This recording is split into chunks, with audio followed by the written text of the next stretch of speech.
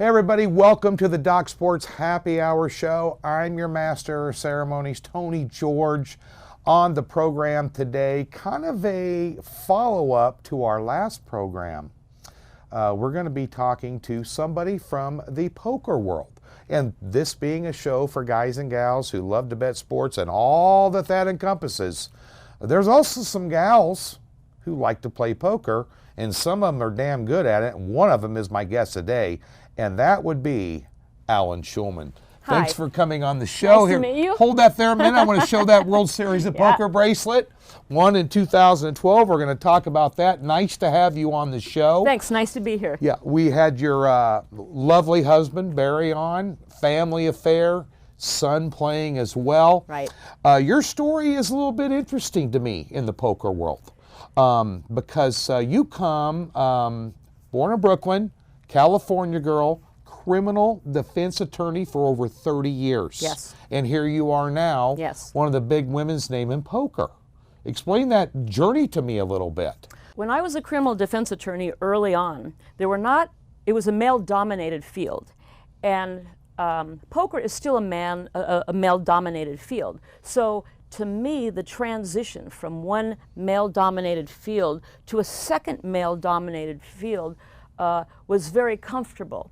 When I was a brand new lawyer, I could tell there was something that I called the boys club, and I wasn't part of it. There was something, the men go into court and they say, how was the golf game? And they're talking to the judge, and no such thing with me and the judge. Somehow or another, maybe 10 or so years in, I realized whatever that boys club is, I'm a part of it now. And then I really never looked back. So being involved in any kind of competition, because a trial lawyer is basically in a competition. So going from one competition to another competition where the stakes are different. In criminal defense, a man's life might be on the line. In poker, you're just trying to win money, so it's somewhat the same, but it's fun and it's a fabulous hobby. Well, It's interesting because 8 titles, 122 cases in the past 15 years. World Series of Poker was here in July of 2019 in Las Vegas, but since from June to the taping of the show, which is mid to late summer here in 2019, you've had 9 cases. You've been busy. I've been busy. I've been a busy girl. Yeah. And I will have to say that when I first started playing poker, I didn't appreciate the difference, the intricate difference between sitting down with money and playing poker and poker tournaments.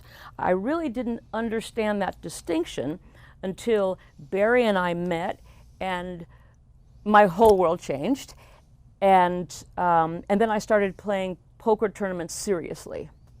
Well, explain to me, because Barry Shulman, by the way, cardplayer.com, that's your family's website. Yes. Business. Your son, Jeff, involved in that as well. I think you do some legal work over there. Yes. If that has to be done. Knowing that you're a criminal defense attorney, I may be calling you in the very near future as well. I hope you don't need my services. Based on my lifestyle. But nonetheless, and I have a young son too, so you never know who's going to be more ornery from time to time. But explain to me the process of being in California, being an attorney, and somehow landing out here in Las Vegas and meeting your future husband. Yes. Who obviously a poker world guy, author of 3 books, all those different things. How did that occur? Well, interestingly enough, I was living in California, happily married, had 2 young children, and unfortunately learned that my late husband had cancer, and he died 5 months after the diagnosis. So for a year, I did absolutely nothing but raise kids and try to recover from a terrible, terrible loss. So after a year went by, my friends said, you love poker, you love poker tournaments. I was a brand new tournament player. Why don't we go to Las Vegas and we'll play some poker? So went to Las Vegas, sat down at a poker table, and all of a sudden there's this handsome character next to me and trying to start up a conversation. And in trying to start up a conversation, he's a little bit awkward, so he starts making jokes. So what kind of jokes does he make? He makes jokes about lawyers. So I'm thinking like, dig it, baby, just dig it, dig it. So he starts talking about, oh, a lawyer this, and I'm, that's good. And then he says, oh, what do you do? And I said, I'm a criminal defense attorney. Oh, man. His face gets bright red. Insert foot in mouth. Right, exactly. Yeah. He's very, very good at that. So, so that's how we met. And he likes to say, we met the old-fashioned way at a poker tournament. Yeah, well, and it's interesting because I don't know the chronology of Barry's career, but was he a solidly established player at that point? Or? Yeah, that was 2001 when we met. Right. And so before you came to Las Vegas, you said you did like poker tournament. Were you involved in the poker tournament world before? Yes. 2001? Yes. So yes. Local tournaments out in California. Did you come to Vegas? Did you go elsewhere? Many years ago, my late husband and I came to Vegas from California, and he said, you like competition and you like the interaction with people, so why don't you play poker, play in a tournament? Well, at first he gave me a cheat sheet, what beats what, because before you know, you don't know. So I'm looking at my cheat sheet and I'm playing. Well, when we got home from Vegas, my late husband said, I think what would be nice for you is to have what's like a boys' night out. Have a girl night out once a week where he'll take care of the babies, and I would go to the Commerce Casino in L.A., California, and I would play a little poker tournament. So that's how I got started. And just caught the fever. Just caught the fever. Never looked back. Right. Love competition. Do you miss the trial lawyer days at all? I do. I miss it a lot. Yeah. I don't miss... In order to be a great defense attorney, you're doing a lot of behind-the-scenes work. I used to work to be the most prepared person in the courtroom, and I would have to say when I went to court, I might not have been the smartest or the most clever person, but I was the most prepared person in the courtroom. And all that preparation is a lot of work, but then once you get there and you get going, that's, the competitive juices start, and it's magnificent. Yeah. I do miss that. But that's what I like about poker also. Well, that passion and intensity seems to me that is carrying over into the way that you play poker. Right. And 50% of your winnings from the World Series of Poker includes 36 caches, 3 final tables, and a World Series of Poker bracelet, which yes. we showed off here at the beginning of the show. Tell me about winning that World Series of Poker bracelet. It's interesting because the name of the tournament is the seniors event, and I never tell people my age. Well, in order to play in the seniors event, you have to be 50. My hair was all long, and I thought I was looking pretty good. I don't want people to know that I'm 50, so I told Barry I'm not going to play in that tournament. I don't want, because then I would be outed. Oh. So he said, don't be a Dumbo. Nobody cares. So he convinced me to play in this tournament. It was a $1,000 buy-in. That particular year, there were approximately 4,200 people who played in that event. And that same week, Barry and Jeff were also at final tables. So 3 Shulmans in 2012, all 3 of us at final tables. So it was very, very exciting for the family. Then, 4 days later, I won it. Nice. And it was just thrilling. It was absolutely thrilling. So I wonder, it would be interesting to know what the fireside conversation is from time to time at the Shulman home, only because from a guy that just touched in the poker world myself a little bit. I'm a sports bettor. I'm a sports handicapper. That's what I do, and that's what I'm good at. And I'm not good at playing poker. Maybe I'm not good at reading people. Maybe I'm not good at focusing. I'm just not. It's not my thing. Right. But at the end of the day, one thing I do know about it is exhilarating, it's frustrating, it's stressful, it's a roller coaster ride, it's personal. Sometimes you take it personal when you shouldn't take it personal. That was my problem playing. Right. I still take it personally when I lose and I'm betting sports and I'm not even playing the game, but I take it personally. But I think that would make for some interesting conversations around dinner time from time to time. With all those emotions flying around, who manages that in the household a little bit? Well, it's interesting that you bring that subject up, because sometimes when we're all together, Barry's one son, Michael, who does not play poker, might say, well, do we have to talk about poker now? Because when we all get together, we like to talk about, like, let's say we'll talk about a poker hand. There are many different successful ways to play a poker hand. So when you're playing poker, what you want to do is you want to make fewer mistakes than your opponents.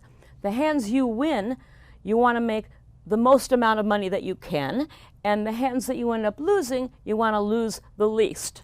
So we are pretty much constantly talking strategy. During the World Series, we talk about poker every single day.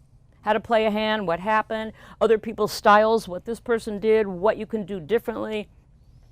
We think it's like when I was a criminal defense attorney, we would sit around and we would talk about ways to convince a jury. So the input of many different ideas makes you come up with something that's, I think, better than you might come up on your own. I think that has helped me excel as a poker player. And also, Barry taught my daughter how to play poker, and she was busy this year. She's starting a new business. But last year, my daughter Jess played for the first time in the ladies' event and cashed, came into the money. So it's something to say about a teacher, a very good poker teacher. Well, he's authored 3 how-to books in this, and obviously that helps.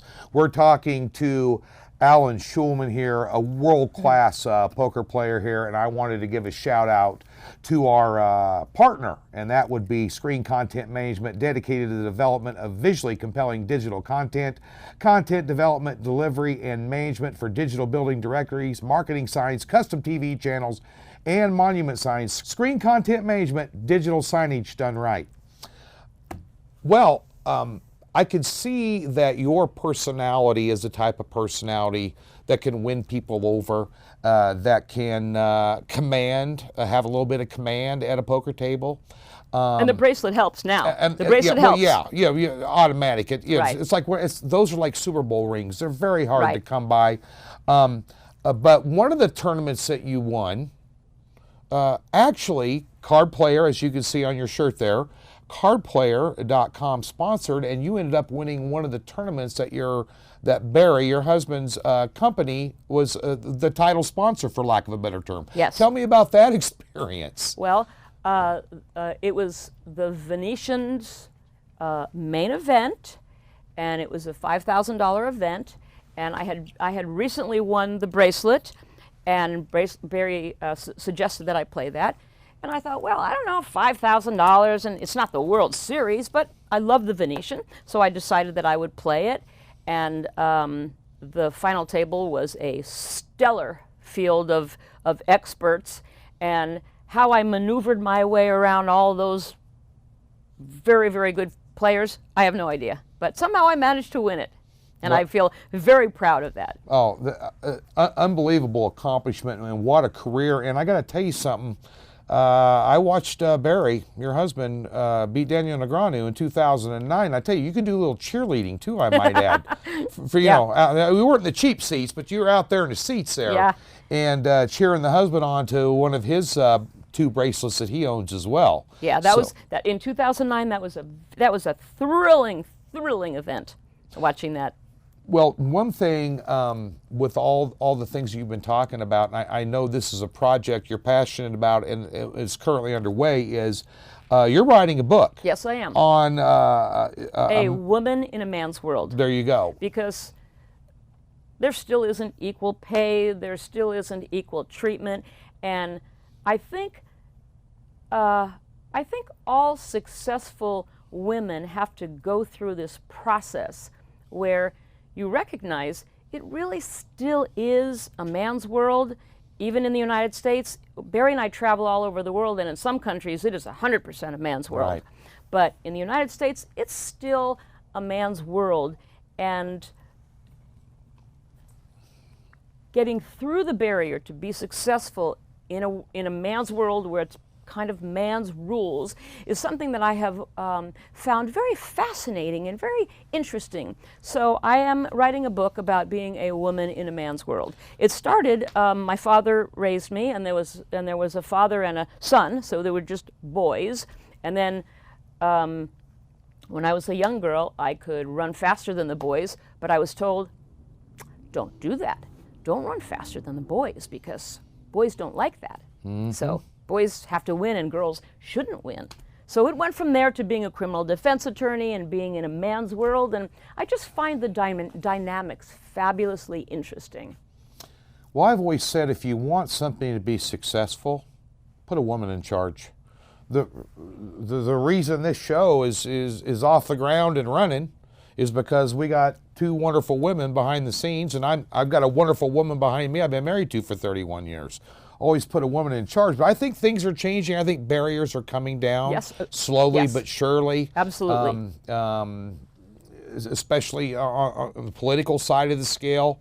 You know, you got a lot more women in Congress and the Senate and running for president, for crying out loud. Yep. And won't be long before we have a female president. I hope so soon. Right. You know, but nonetheless, this isn't a political show, folks. Politics? No. Yeah, no politics here. But nonetheless, also, as we spoke with your husband, Barry, your passion is traveling. Love to travel. Yeah, yeah, big cruise gal. Right. Not only do I love to travel, but when I travel, I like to try whatever is available. So when we were traveling in Auckland, I decided I wanted to bungee jump off the Auckland Bridge in New Zealand. So I did some bungee jumping. And then we went to a place called Komodo Island. Well, there are these big Komodo dragons. Somehow or another, Barry didn't tell me I wasn't supposed to wear red, and I have a big Komodo dragon running after me because I look like blood because of the red. Or we went to St. Helena, and there is something called Jacob's Ladder. It's 699 steps. Each step is about 11 inches. So, had to do that. Just anything there is to do, I want to try it. Well, I tell you what, I think your book, could we have you back on when you have your book release? Absolutely. We would love to have you back on, talk about that. A very passionate individual, a passionate family about poker, cardplayer.com. Allyn Shulman joining us here today. What a pleasure. And of course, I would think that 8 titles and 122 caches isn't enough, is it? Oh, no. I've only just begun. We're just getting the ball rolling. I have rolling. only just begun. And you can follow her career right over there at that website too, cardplayer.com. That is the go-to place when it comes to anything poker. And of course, a family affair with Jeff, her son, and her husband, Barry. We appreciate you tuning in to the show here today. DocSports.com, all things sports wagering. Check me out over there. And of course, all things poker, cardplayer.com. Allyn, thanks for coming on the show. Thanks for having me. You bet. Thanks for tuning in, folks. Be sure and tune in again next week here on the Doc Sports Happy Hour Show.